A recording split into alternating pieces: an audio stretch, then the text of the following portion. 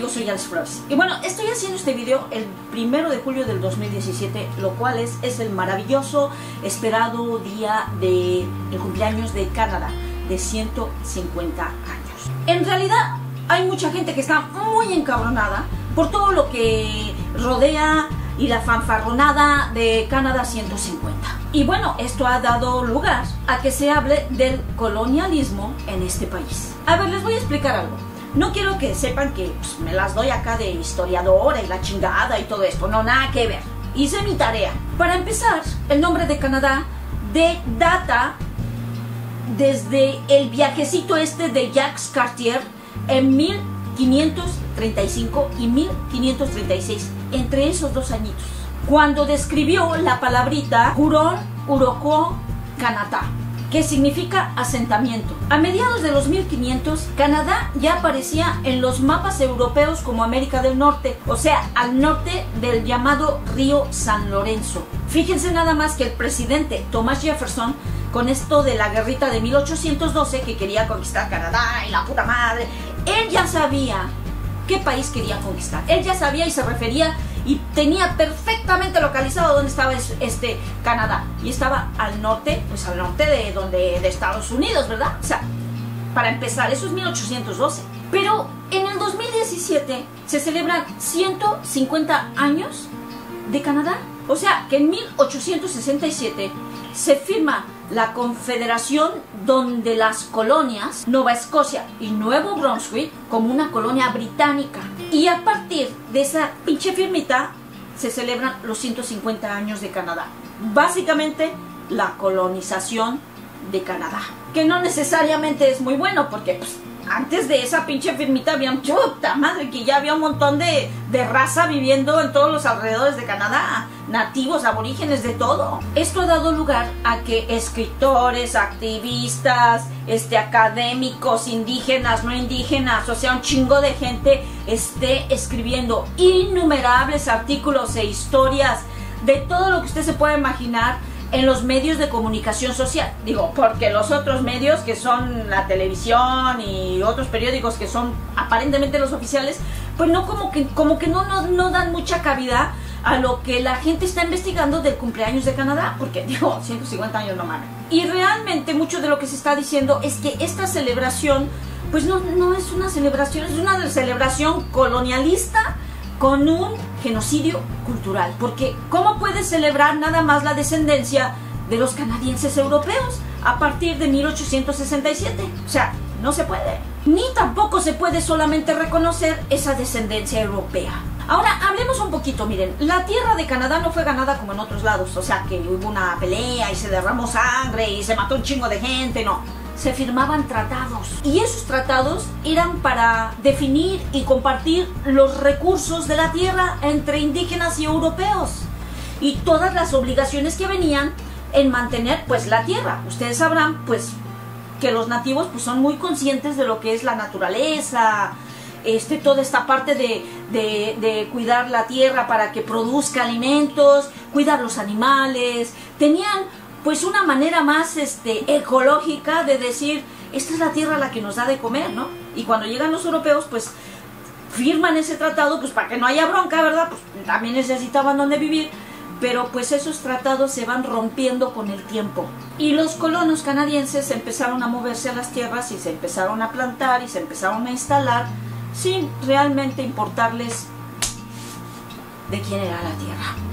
Y realmente, para que Canadá sea Canadá, tenían que deshacerse principalmente del mayor obstáculo, que eran los indígenas. Y en 1920 llegó un hijo de puta. Oh my God. Así se los tengo que decir porque no hay de otra. Duncan Campbell Scott. ¿Ya? Para que se lo aprendan. En aquel entonces era el jefe del departamento de los asuntos de los indios. Él dijo, citó, que se quería deshacer de la problemática de los indios. Su objetivo era continuar hasta que ya no quedara ni un solo ningún solo indio que no haya sido absorbido por el cuerpo político y que ya no hubiera ningún tipo de cuestionamiento indígena. Por consiguiente, ningún departamento dedicado a los indios. Y entonces Scott trajo lo que se llaman las escuelas residenciales. Y realmente lo que hablaba este señor Scott era de un genocidio cultural. Y esta táctica a la que él se refería era las escuelas residenciales, donde los hijos de los nativos, de los indígenas, fueron arrancados de sus familias, forzados de salir de sus familias, todos estos niños, y meterlos en unas escuelas hijos de puta, donde no se les permitía hablar ni decir su idioma, su lenguaje, o practicar su cultura, o rezarle a las 4 direcciones, a los 4 vientos, a lo que es la parte espiritual de ellos. No se les permitía nada de eso. Y, por supuesto y consiguiente, hubo mucho abuso infantil, emocional, físico, sexual, y también muchísimas muertes. O sea, había tantos niños muertos que ya ni contaban, ya ni se preocupaban de decir, ay, murió fulanito, murió su... Nada que ver. Pero lo más desgarrador, que cuando yo estuve investigando, lo más desgarrador fue que estas escuelas residenciales existieron de 1920 a 1996. ¿Ya? 7 décadas y media. ¿Se pueden imaginar los papás, por favor, allá? Imagínense los papás que les arranquen a sus niños y que nunca los vean y que los metan a estas pinches escuelas donde los abusaron de una manera brutal.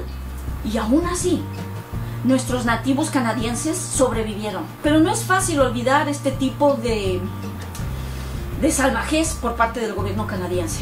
Han crecido, hay generaciones que crecieron con mucho trauma. 7 décadas y media de las escuelas residenciales no es cualquier cosa. Han crecido con mucho trauma, han crecido con mucho resentimiento y, por supuesto, se han resistido y seguirán resistiéndose. Otra de las cosas que a veces me impresiona es que los gobiernos sucesivos, los que han seguido pasando, ¿verdad?, no cambian el rumbo. Siguen siendo unos gobiernos donde maltratan a los indígenas. Digo, vean ahorita los 150 años de Canadá, por favor. Antes de los 150 años había un chingo de indígenas en este país. Además de que no cambian el rumbo de atenderlos. ¿Cuántas reservaciones no tienen las necesidades elementales para sobrevivir? Una infraestructura social, de salud, económica, para que puedan salir adelante. ¿Cuánto la justicia no ha fracasado con las desapariciones de las mujeres? ¿Cuántas décadas han pasado de que las mujeres indígenas han sido desaparecidas de Canadá? Y lo mismo ocurre con la educación y la vivienda y el agua potable. Y bueno, yo les puedo decir un chingo de cosas que no se les da a los nativos. Y esto sí es un problema. Ay, pero ¿cuántos de ustedes, de los que están viendo este video, cuántos no dicen, oye, Alex, pero pues eso fue del pasado? Digo, ya nos podemos como que olvidar un poquito y empezar a crear y a movernos y a celebrar de otra manera, porque pues eso ya fue del pasado. Ni madres, ustedes no pueden olvidar el pasado de la historia, de lo que realmente representan nuestros nativos en Canadá, porque ¿saben qué? Todavía está pasando, y porque no es reconocido. Por eso es que todavía está pasando. Nosotros no nos podemos olvidar de esa historia cultural. Miren cuánto dinero ha gastado el cumpleañitos de Canadá. $500 millones. O sea, bueno, yo pienso que es ahí por como que $500 millones. $500 millones es un chingo de plata. Con todo ese dinero, miren lo bien que hubieran hecho en tantas comunidades indígenas. Y solamente para celebrar 150 años, o sea, los colonos, la iniciación del colonialismo canadiense. Lo que se necesita en este país es un buen cálculo de la historia cultural de Canadá, ¿sí? O sea, ¿desde cuándo están nuestros indígenas aquí? ¿Cómo hay esta transición de estos colonos y cómo se toma la tierra o se les arrebata de nuestros indígenas? Ya es justo que hablemos y conversemos de esto. Los indígenas, los nativos, los que apoyamos, los que estamos aquí, los que somos conscientes, hemos iniciado una conversación. Yo estoy iniciando una conversación en español para todos ustedes que hablan español. Sepan que es importante hablar de los indígenas en Canadá, de los aborígenes. de las primeras gentes que estuvieron en esta tierra, no desde que se firmó un tratadito de estos en 1867. ¿Para qué? Para que se rompa. Es una farsa. Los voy a dejar con esto. Acuérdense que la reconciliación consiste en aprender los unos con los otros, no solamente vivir con otros, es prosperar los unos con los otros. Ahí nos vemos.